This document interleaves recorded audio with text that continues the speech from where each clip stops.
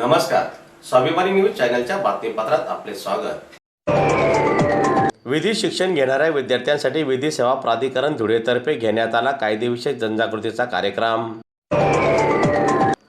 कायद्याचे शिक्षण घेणाऱ्या विद्यार्थ्यांमध्ये कायद्याविषयी जनजागृती वाढावी तसेच समाजातील दुर्बल घटकांना न्याय मिळवून देण्यासाठी विधी सेवा प्राधिकरणाची भूमिका अधिक प्रभावी व्हावी या उद्देशाने धुळे येथे आज रोजी विधी सेवा प्राधिकरणाच्या वतीने कायदेविषयक जनजागृती कार्यक्रमाचे आयोजन करण्यात आले होते।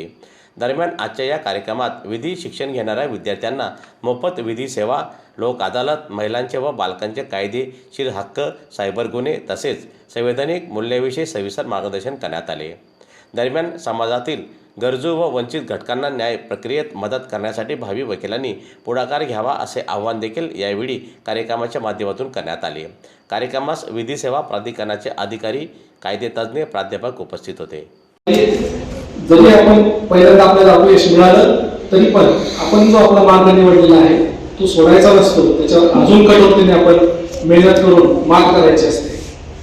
तर मी या ठिकाणी आपल्याला नक्कीच आवाहन करेन की आज बरेचसे आपले बंधू भगिनी खेडेगावातून येतात, आपले आई वडील आपल्याकडून अपेक्षा ठेवून असतात की माझा मुलगा किंवा माझी मुलगी काहीतरी चांगलं शिक्षण घेईल आणि सन्मान करावा लागेल अशी त्यांची एक रास्त अपेक्षा असते।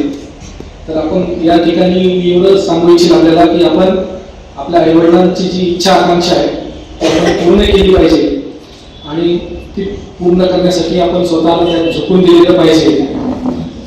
ठीक आहे, आपल्याला म्हणजे बाकीच्या पण गोष्टी आपण करायला पाहिजे, खेळले पाहिजे, मित्रांसोबत गप्पा मारले पाहिजे, मोबाईल पण थोडाफार बहुत प्रमाणात आपण वापरू शकता।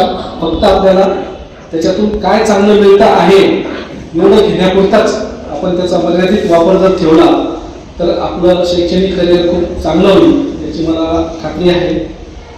आणि जिथल्या भगिनी आपल्या ज्या गावामध्ये आहेत किंवा ज्या भगिनी मागे शिक्षण घेत आहेत तर एवढंच जाता जाता सांगू इच्छित की आपण सर्व खूप मेहनत करूया, अभ्यास करूया, वाचाल तर वाचाल अशी आपली समाजामध्ये सध्या परिस्थिती आहे।